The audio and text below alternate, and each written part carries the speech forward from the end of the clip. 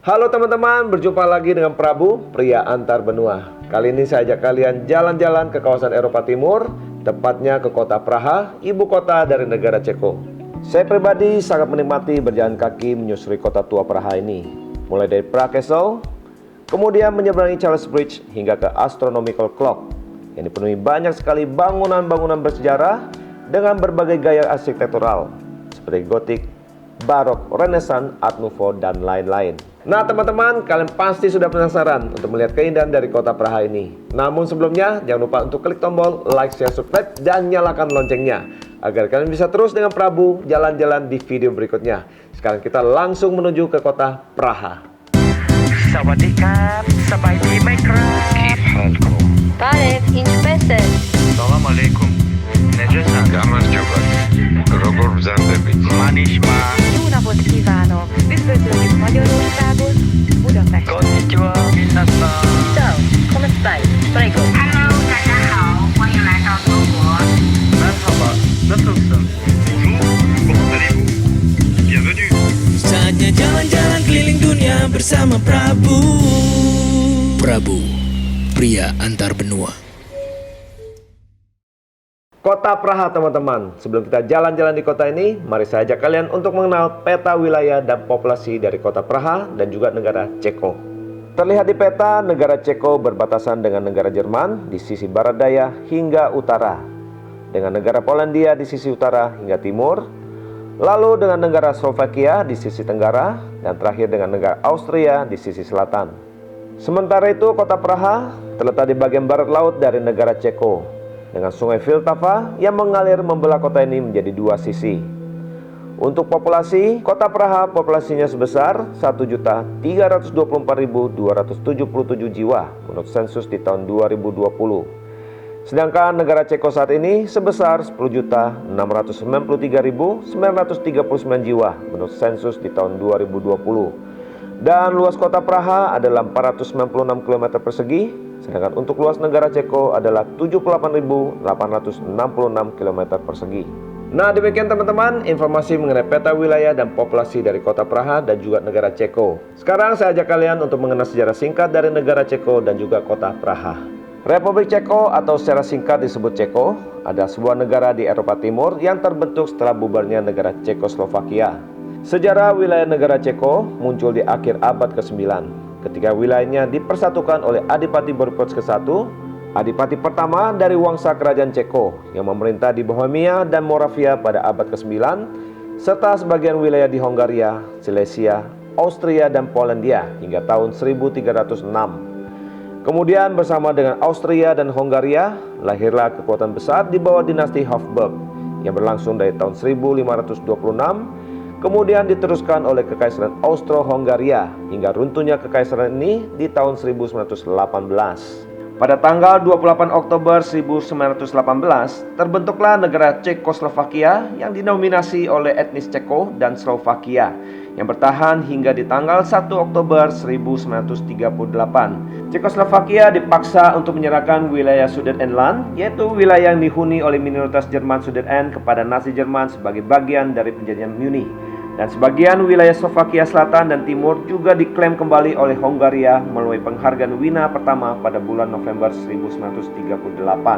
Pada bulan Maret tahun 1939, kondisi semakin rumit ketika Slovakia memisahkan diri dari Cekoslovakia dan bersekutu dengan Nazi Jerman. Pemisahan ini menciptakan negara Slovakia pertama dalam sejarah. Pemerintah Republik Slovakia pertama dipimpin oleh Josef Tiso dan juga Wojtek Tuka yang sangat dipengaruhi oleh Nazi Jerman dan secara bertahap menjadi rezim boneka. Hingga akhirnya wilayah Slovakia berhasil dibebaskan oleh pasukan Soviet dan Rumania pada akhir bulan April 1945. Setelah Perang Dunia Kedua, Cekoslovakia dibangun kembali dan Josef Tiso dieksekusi pada tahun 1947.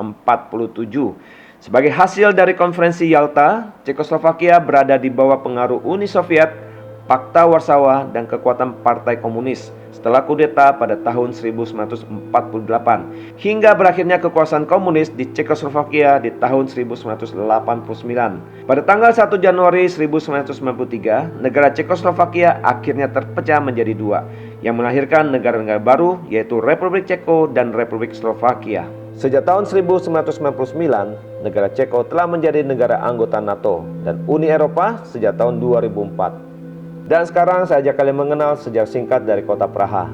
Pada akhir abad ke-5 Masehi, setelah runtuhnya Kekaisaran Romawi Barat, terjadilah migrasi besar-besaran, di mana suku-suku Jerman yang tinggal di Bohemia pindah ke barat. Dan menyusul di abad ke-6, suku-suku Slavia mulai menetap di wilayah Bohemia Tengah. Dan sejak tahun 800-an, suku-suku Ceko mulai membangun pemukiman berbenteng di daerah tersebut. Memasuki akhir abad ke-9, diperluaslah pemukiman ini dengan pembangunan yang hari ini kita kenal dengan Kastil Praha. Peletakan bata pertama pada sebuah gereja awal di tahun 885 menjadi cikal bakal periode lahirnya kota Praha. Pada tahun 2016, kota Praha menempati peringkat ke-6 di dalam daftar kota tujuan wisata terbaik di dunia menurut versi TripAdvisor. Pada tahun 2019, kota ini menduduki peringkat ke-69 sebagai kota yang paling layak huni di dunia oleh survei Mercer. Pada tahun 2017, kota Praha terdaftar pada urutan ke-5 sebagai kota di Eropa yang paling banyak dikunjungi setelah London, Paris, Roma, dan Istanbul. Sejarah dari kota ini yang sangat kaya menjadikannya sebagai salah satu tujuan wisata terpopuler di dunia. Dan diperkirakan sekitar 8,5 juta turis dari mancanegara datang ke kota ini setiap tahunnya. Nah teman-teman, demikian informasi tentang sejarah dari negara Ceko dan kota Praha. Dan sekarang kita mulai jalan-jalan di kota Praha. Objek pertama adalah Praha Castle. Praha Castle adalah komplek kastil yang dibangun pada abad ke-9. Kastil ini menjadi tempat kekuasaan para raja-raja Bohemia, Kaisar Romawi Suci, dan saat ini menjadi kantor resmi Kepresidenan Republik Ceko. Menurut Guinness Book of Records, Kastil Praha adalah kastil kuno terbesar di dunia, menempati area seluas hampir 70.000 meter persegi dengan panjang sekitar 570 meter dan rata-rata lebarnya sekitar 130 meter. Kastil ini adalah salah satu tempat wisata yang paling banyak dikunjungi di kota Praha yang menarik lebih dari 1,8 juta pengunjung setiap tahunnya. Sejarah kastil ini dimulai dengan dibangunnya sebuah gereja awal bernama Church of the Virgin Mary, di mana peletakan bata pertamanya dilakukan oleh Pangeran Beaufort I pada tahun 885. Seiring berjalannya waktu, kastil ini pernah mengalami beberapa kali restorasi, terutama di periode abad pertengahan, seperti masa Raja Ottokar II dari Bohemia di abad ke-13. Raja Charles keempat di abad ke-14, di mana istana kerajaan dibangun kembali dengan gaya gotik dan bentengnya diperkuat. Kemudian pada tahun 1485, Raja Vladislav II Jagellon mulai membangun Aula Vladislav yang besar. Lalu di masa kerajaan Habsburg, beberapa bangunan baru dengan gaya Renaissance ditambahkan. Raja Ferdinand pertama membangun istana Belvedere sebagai istana musim panas untuk istrinya, Anne. Kemudian Raja Rudolf II mendirikan Spanish Hall di sisi sayap utara istana sebagai tempat menyimpan hasil koleksi seninya yang sangat berharga. Dan terakhir, restorasi kastil besar-besaran dilakukan oleh Permaisuri Maria Theresa pada paruh kedua abad ke-18. Bangunan komplek Kastil Praha terdiri dari beberapa gereja, istana, menara, taman, dan bangunan-bangunan lainnya. Dan dari semuanya itu, beberapa bangunannya akan kita kunjungi seperti Katedral St. Vitus, Old Royal Palace, dan Basilika St. George. Sekarang saya ajak kalian mengunjungi Katedral St. Vitus. Inilah situs gereja terbesar dan terpenting di negara Ceko.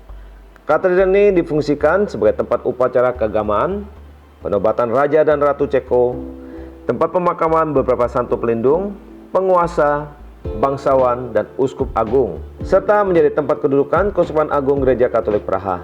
Bangunan yang berdiri saat ini merupakan bangunan yang ketiga, di mana sebelumnya juga pernah ada gereja-gereja lainnya yang pernah dibangun di situs yang sama. Bangunan pertama berbentuk rotunda dengan gaya Romanik yang didirikan oleh Wenceslaus I, Adipati Bohemia di tahun 930. Kemudian bangunan kedua berdiri pada tahun 1060 ketika Keuskupan Praha didirikan. Pada waktu itu Pangeran Spitznef II mulai membangun sebuah gereja yang lebih luas, karena rotunda yang ada sudah terlalu kecil untuk menampung umat yang hadir. Sebuah basilika Romawi yang jauh lebih besar dan lebih representatif akhirnya dibangun di situs ini. Lalu pada tahun 1344, pembangunan katedral dengan gaya gotik dimulai, ketika kursi Keuskupan Agung Praha ditetapkan. Saat itu Raja John dari Bohemia yang meletakkan batu fondasi pertama untuk pembangunan katedral ini. Katedral ini didedikasikan kepada Santo Vitus, orang kudus yang lahir di Sisilia pada tahun 290. dan wafat sebagai martir selama penganiayaan terhadap orang-orang Kristen oleh Kaisar Romawi Diocletian dan Maximianus yang berkuasa pada tahun 303. Sekarang saya ajak kalian masuk ke dalam katedral ini melalui portal fasad barat. Di sini kita bisa melihat pintu perunggunya yang dihiasi relief tentang sejarah katedral ini dan juga kisah pendiri gereja pertama yaitu Wenceslaus ke-1, Adipati Bohemia di tahun 930. Terlihat dengan jelas dominasi dari jendela-jendela kaca patrinya yang sangat indah dan menawan yang mengisahkan peristiwa-peristiwa di dalam Alkitab dan juga orang-orang kudus. Terdapat juga sebuah jendela kaca patri di mana bawahnya adalah sebuah gerbang khusus namanya gerbang emas. Melalui gerbang inilah para raja-raja memasuki katedral untuk upacara penobatan. Dan pada sisi luar dari gerbang emas ini terlihat lukisan mosaik yang sangat indah mengenai peristiwa penghakiman terakhir. Sekarang saya ajak kalian menuju ke bagian yang sangat penting dari katedral ini, yaitu Kapel Saint Wenceslaus atau Raja Wenceslaus ke-1. Kapel ini dibangun pada tahun 1356, di mana dalamnya tersimpan barang peninggalan dari santo tersebut. Bagian bawah dinding dihiasi dengan lebih dari 1.300 batu mulia dan lukisan yang menggambarkan sengsara Kristus yang berasal dari abad ke-14. Di bagian atas dinding terdapat lukisan yang menggambarkan kehidupan Saint Wenceslaus yang dibuat dari antara tahun 1506 hingga tahun 1509. Dan di atas altar terdapat patung gotik beliau yang dibuat pada tahun 1373. Kapel ini tidak dibuka untuk umum, tapi bisa dilihat dari ambang pintu. Terdapat juga sebuah pintu kecil di sudut barat dari kapel. Disinilah terdapat ruang mahkota yang berisikan permata mahkota Ceko yang ditampilkan kepada publik hanya sekali setiap 8 tahun. Dan berikutnya ada sebuah ruangan lain yang tidak kalah penting yang terletak di Council of the Cathedral. Di depan altar yang tinggi yaitu Royal Mausoleum. Di bawahnya terdapat ruang bawah tanah kerajaan di mana di dalamnya disemayamkan para penguasa Ceko dan termasuk juga Saint Wenceslaus.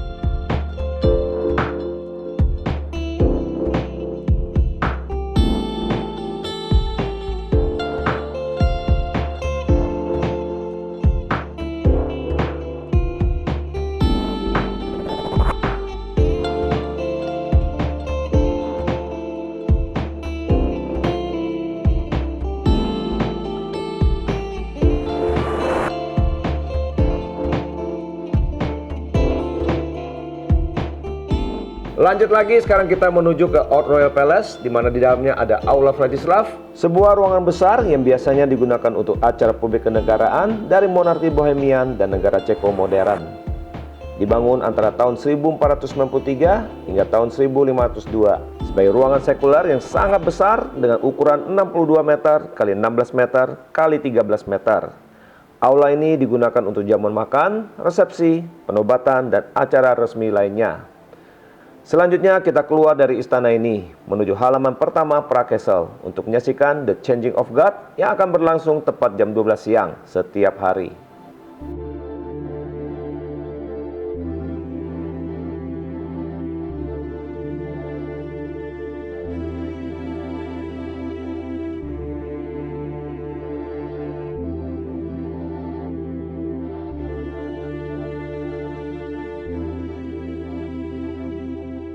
Objek berikutnya adalah Basilika Saint George, sebuah basilika yang didedikasikan kepada Saint George yang hidup di abad ketiga. Beliau adalah seorang prajurit asal Yunani Kapadokia yang menjadi anggota pengawal Kaisar Romawi Diocletian dan dijatuhi hukuman mati karena menolak untuk menarik kembali iman kekristenannya. Basilika ini didirikan oleh Raja Vladislaus ke-1 pada tahun 920. Beliau adalah ayah dari Raja Wenceslaus ke-1. Basilika ini diperbesar dengan penambahan biara Benedictine Saint George pada tahun 973. Pada abad ke-13 dibangunlah sebuah kapel yang didedikasikan kepada Saint Ludmilla. Lalu di abad ke-18 ditambahkan juga kapel untuk Saint John Nepomuk. Sementara itu fasad baroknya dibangun pada akhir abad ke-17. Saat ini Basilika Saint George menjadi tempat penyimpanan koleksi seni Bohemia dari Galeri Nasional abad ke-19 dan juga berfungsi sebagai aula konser. Di dalam basilika ini juga disemayamkan jasad dari Raja Vladislaus ke-1. Lanjut lagi, kali ini kita kunjungi sebuah gereja Katolik yang dikelola oleh biarawan Karmelit, namanya Church Our Lady Victorious and the Infant Jesus of Prague. Gereja ini menjadi terkenal karena di dalamnya tersimpan patung bayi Yesus yang sedang memegang sebuah bola dunia. Patung ini disumbangkan oleh seorang wanita bangsawan yang bernama Polisena putri seorang kanselir tinggi Kekaisaran Bohemia pada masa itu, kepada para biarawan Karmelit pada tahun 1628. Menurut tradisi setempat, patung bayi Yesus ini sangat memberkati gereja dan seluruh warga kota Praha. Mulai mujizat kesembuhannya yang terjadi ketika orang-orang yang datang untuk berdoa dan juga menyelamatkan kota Praha dari pengepungan pasukan Swedia di tahun 1639. Pada tahun 1754, Permaisuri Maria Teresa secara pribadi menyumbangkan sebuah jubah sulaman untuk dikenakan pada patung bayi Yesus ini. Sejak itu, patung bayi Yesus ini semakin populer ke semua wilayah Kekaisaran Austro-Hongaria. Pada tahun 2009, Paus Benediktus ke-16 sempat datang berkunjung ke gereja ini. Beliau memberikan hadiah berupa mahkota emas untuk dikenakan juga ke patung bayi Yesus. Dalam pidatonya, Paus menyatakan bahwa patung bayi Yesus ini menunjukkan kedekatan dan kasih Tuhan melalui kelembutan anaknya ini. Paus berdoa untuk anak-anak yang menjadi korban kekerasan dan berbagai bentuk pelecehan. Dia juga berdoa untuk keluarga yang hancur dan tidak setia. Dan sekarang teman-teman, silakan bagi yang beragama Katolik untuk berdoa pribadi di dalam gereja ini. Dan setelah itu bisa mengunjungi museumnya, di mana tersimpan jubah-jubah hasil sumbangan banyak kalangan dari mancanegara, seperti dari negara Korea Selatan, Filipina, Italia, Polandia, dan termasuk Permaisuri Maria Teresa, dan juga mahkota yang disumbangkan oleh Paus Benediktus ke-16. Dari gereja bayi Yesus yang masih berada di kawasan Kastil Praha, sekarang saya ajak kalian menuju ke kota tua Praha. Kita melewati jembatan Charles Bridge. Inilah jembatan yang paling keren di kota Praha dengan panjang 516 meter, lebar hampir 10 meter yang melintasi sungai Vltava di bawahnya. Jembatan ini mulai dibangun pada tahun 1357 di bawah perintah Raja Charles keempat dan selesai pada awal abad ke-15. Awalnya jembatan ini dinamai Stone Bridge atau Praha Bridge, namun kemudian ditetapkan menjadi Charles Bridge pada tahun 1870. Di sepanjang jalan jembatan ini terdapat 30 patung yang dibuat antara tahun 1683 hingga tahun 1714 yang menampilkan figur para santo pelindung yang sangat dihormati pada masa itu. Di antara patung-patung yang paling terkenal terdapat patung San Ludgard, patung Salib Suci dan Kalvari, patung Saint John dari Nepomuk, patung Saint Vitus, patung San Wenceslas, patung San Franciscus Assisi, dan lain-lain. Sejak tahun 1965, semua patung-patung tersebut telah digantikan dengan patung-patung replika, sedangkan yang aslinya dipamerkan di Lapidarium dari Museum Nasional Ceko. Silakan teman-teman untuk berjalan-jalan di jembatan ini sambil berfoto-foto, hingga kita tiba di ujung seberang jembatan untuk memasuki kota tua Praha. Setelah keluar dari Charles Bridge, sekarang kita sudah memasuki kawasan kota tua Praha. Saya ajak teman-teman untuk menyusuri jalan-jalan sempit khas kota tua Praha, hingga tiba di Astronomical Clock atau bahasa tempatnya disebut Praoloi. Jam ini terpasang pada dinding selatan dari balik kota tua Praha sejak tahun 1410, menjadikannya sebagai jam astronomi tertua di dunia yang masih beroperasi dengan baik. Pada tahun 1629, ditambahkanlah patung-patung kayu di sisi kiri dan kanan dari jam astronomical ini, dan disusul dengan tambahan patung-patung dari figur para rasul pada tahun 1787. Jam ini mengalami kerusakan parah pada tahun 1945 selama pemberontakan Praha melawan Nazi. Dan setelah perang selesai, jam ini mulai berfungsi kembali pada tahun 1948. Sekarang mari kita saksikan momen yang selalu ramai ditunggu-tunggu oleh para turis di sini, yaitu setiap pergantian jam akan ada parade singkat sekitar 30 detik pada jam ini. Terlihat bermunculan satu persatu patung-patung dari ke-12 murid-murid Yesus dari dua jendela kecil di atas jam ini, serta beberapa patung kecil yang terpasang di kiri kanan jam yang melambangkan keserakahan, kesombongan, dan kematian.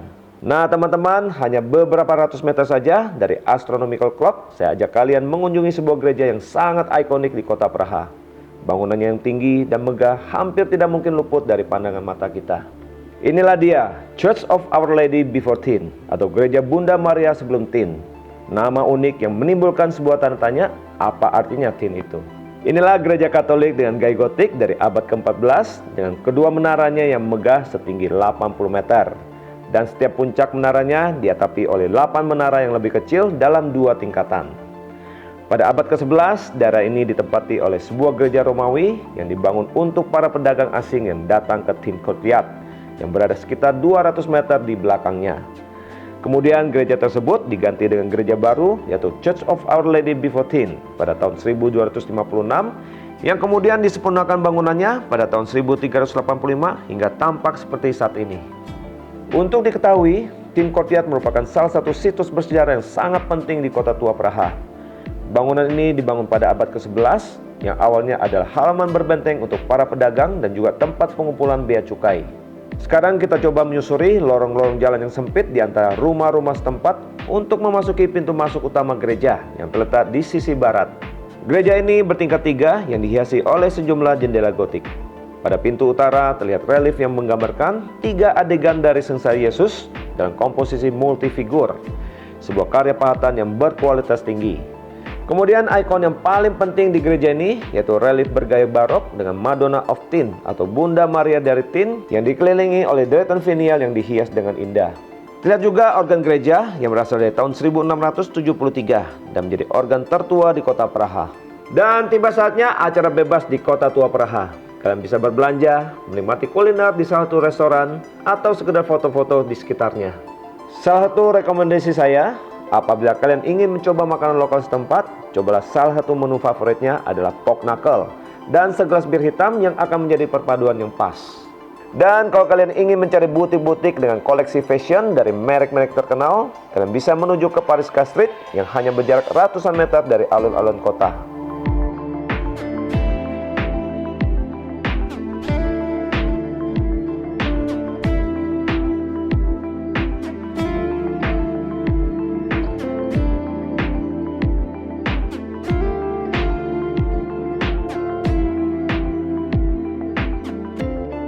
Teman-teman, masih ada satu objek lagi yang cukup ikonik di luar area kota tua Praha yang patut kita kunjungi.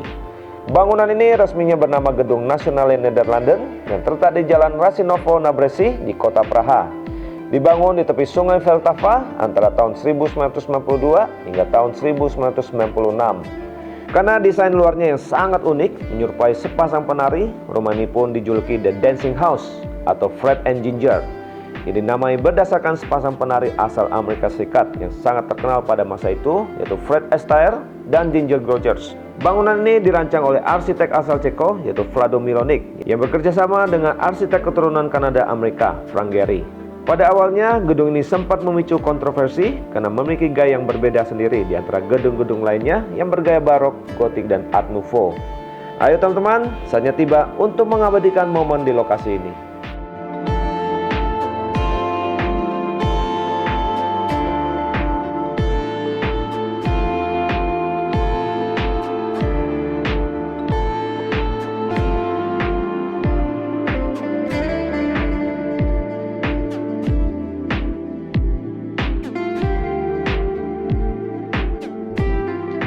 Oke teman-teman, demikian jalan-jalan seru kita di kota Praha, ibu kota Ceko. Dan sekarang ada beberapa tips yang ingin saya sampaikan sebelum perjalanan kita ke negara ini. Pertama, kita bicara visa. Untuk mengunjungi negara Ceko, kalian memerlukan visa Schengen. Kalian tinggal unduh form aplikasi di website di Kedutaan Ceko atau di salah satu negara anggota visa Schengen. Proses visa Schengen kurang lebih membutuhkan waktu antara 10 hingga 14 hari kerja. Negara Ceko memiliki iklim sedang dengan musim panas yang umumnya nyaman, tidak terlalu panas dengan tingkat kelembapan yang secara umum rendah, tetapi terkadang turun hujan dan musim salju yang dingin. Negara ini memiliki 4 musim, musim dingin, musim semi, musim panas, dan musim gugur. Suhu rata-rata tahunan berkisar antara 9 derajat Celcius hingga 10 derajat Celcius. Suhu tinggi rata-rata di musim panas adalah 23 derajat Celcius hingga 28 derajat Celcius. Suhu rendah rata-rata di musim dingin adalah 3 derajat Celcius hingga minus 7 derajat Celcius. Rekomendasi saya, datanglah di bulan-bulan yang nyaman, yaitu di akhir bulan April hingga di pertengahan bulan Oktober, di mana udaranya lumayan nyaman. Berikutnya kita bicara mata uang. Negara Ceko menggunakan mata uang namanya koruna Ceko atau kodenya CZK. 1 korona kurang lebih sekitar Rp653. Namun teman-teman, rate ini bersifat tentatif dan fluktuatif. Kalian mesti mengecek kembali rate ini menjelang hari keberangkatan. Demikian teman-teman, akhir perjalanan kita di kota Praha. Kalau kalian suka dengan video ini, silahkan klik tombol like, share, subscribe, dan nyalakan loncengnya.